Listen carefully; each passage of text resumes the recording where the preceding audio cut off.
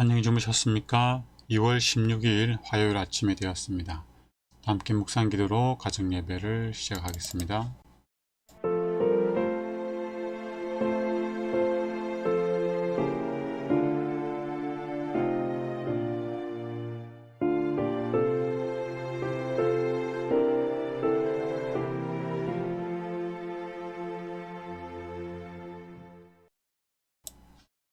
찬미는 171장 예수는 나의 힘이요 찬양하겠습니다.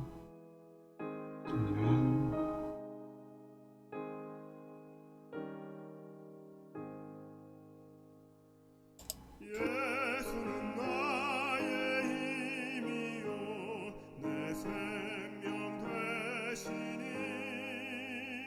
구주 예수 떠나가면 죄중에 빠지니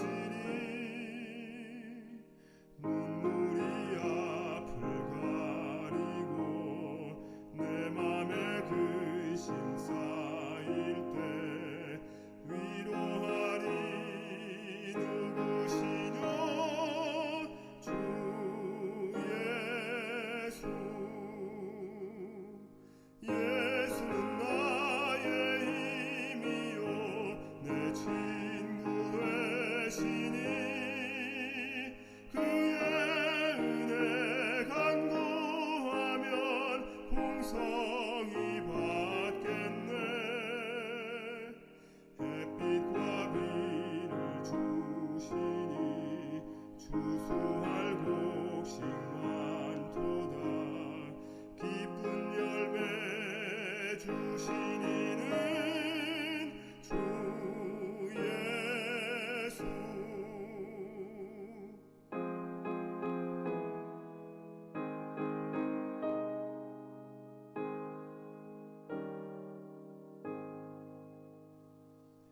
예수는 나의 힘이요 내 소망 되시니 예수께서 재림할 때 곧 영생 얻으리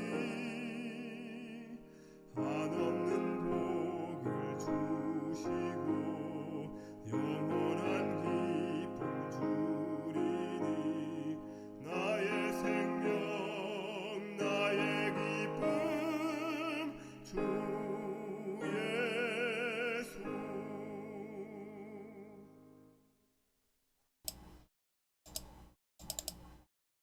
하나밖에 없는 중보자. 만일 누가 죄를 범하여도 아버지 앞에서 우리에게 대언자가 있으니 곧 의로우신 예수 그리스도시라. 요한일서 2장 1절 말씀.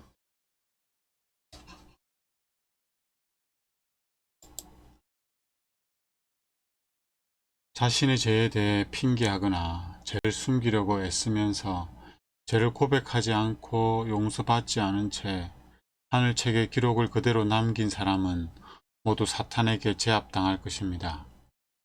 그들이 신앙을 더 크게 떠벌릴수록 그들의 지위가 높으면 높을수록 하나님은 통탄스러워 하시며 큰 원수의 승리는 더욱 확실해집니다. 하나님의 날에 대한 준비를 미루면 환난의 때나 그 이후의 어떤 시간에도 준비할 수 없습니다. 이런 사람은 모두 가망이 없습니다. 오늘 이 준비가 이루어지면 좋겠지요. 여기서 말하는 하나님 날은 재림의 날을 말합니다. 재림의 날은 의인에게는 구원의 날이지만 죄의 문제를 해결하지 못한 사람에게는 심판의 날이지요. 우리의 죄를 오늘 우리가 해결할 수 있다면 얼마나 좋을까요? 우리가 우리 죄를 오늘 해결할 수 있을까요? 여러분의 죄와 잘못이 무엇인지 모르는 사람에게 그것을 고백할 필요는 없습니다. 불신자들을 기세등등하게 만드는 고백은 여러분의 의무가 아닙니다. 그러나 적합한 사람, 즉 여러분의 잘못을 악용하지 않을 사람에게는 하나님의 말씀을 따라 고백하고 기도를 부탁하십시오. 그러면 하나님께서 여러분의 행동을 받아주시고 고쳐주실 것입니다. 여러분의 영혼을 위해서 영원한 문제가 걸려있는 일을 철저하게 해내십시오. 교만과 허영을 버리고 옳게 행하십시오. 양떼로 다시 돌아오십시오. 목자이신 주님께서 여러분을 기다리고 계십니다. 회개하고 처음에 하던 대로 하십시오. 다시 한번 주님의 은혜 안으로 들어오십시오. 우리의 죄가 하나님만 아시는 엄밀한 죄라면 우린 그 죄를 하나님께만 고백하고 용서를 구해야 될 것입니다. 그러나 우리의 죄가 모든 사람들이 아는 죄라면 그건 모든 사람 앞에 잘못을 고하고 또 용서를 구해야 될 것입니다. 그리고 우리가 우리의 부족과 결점과 잘못을 더 이상 반복하지 않기 위해서 다른 사람에게 기도를 요청할 때가 있겠죠. 그럴 때에는 굉장히 신중하게 자신의 얘기를 해야 할 필요가 있습니다. 왜냐하면 사람들은 다 약하거든요. 연약하거든요. 그리고 자기도 모르게 그 비밀스러운 일들을 다른 사람에게 말할 수가 있습니다. 그래서 정말 믿을 만한 사람, 믿음이 있는 사람에게 도움을 요청하는 일은 좋습니다. 그러나 우리가 가장 믿을 만한 분은 누굽니까? 그 누구에게도 우리의 잘못을 전하지 않고 우리를 위하여 기도해 주실 수 있는 분, 그분은 바로 예수 그리스도입니다. 그래서 누가 우리에게 도움을 주고 조언을 해주고 기도를 해주었으면 하는 마음으로 사람을 찾아가는 것도 좋지만 그것보다 제일 좋은 건 예수님을 찾아가는 겁니다. 그리스도는 여러분의 구주이십니다. 그분은 여러분의 겸손한 고백을 악용하지 않습니다. 만약 여러분이 사적인 죄를 지었다면 하나님과 인간 사이에 하나밖에 없는 중보자이신 그리스도에게 그 죄를 고백하십시오.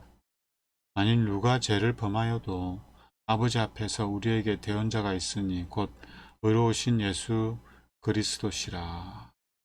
만약 여러분이 하나님의 거신 11조와 헌금을 하나님께 드리지 않는 죄를 지었다면 여러분의 잘못을 하나님과 교회에 고백하십시오. 그리고 너희의 온전한 11조를 창고에 드리라는 하나님의 경고에 주의하십시오. 네, 우리가 우리의 잘못을 인정하고 용서를 구할 뿐만 아니라 그 잘못에 대한 책임까지 우리가 져야겠죠. 피해를 입었으면 보상을 해야 되고 갚지 않은 것이 있으면 다시 갚아야 하고 마음에 상처를 주었으면 진심으로 사과를 하고 그들의 마음이 울리고 우리를 용서할 수 있을 때까지 그들에게 용서를 구해야 될 겁니다. 하나님의 백성은 납득할 수 있게 행동해야 합니다.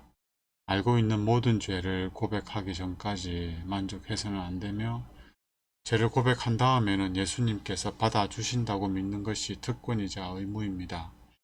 다른 사람이 대신 어두움을 헤치고 승리를 가져다 주기를 기다려서는 안 됩니다.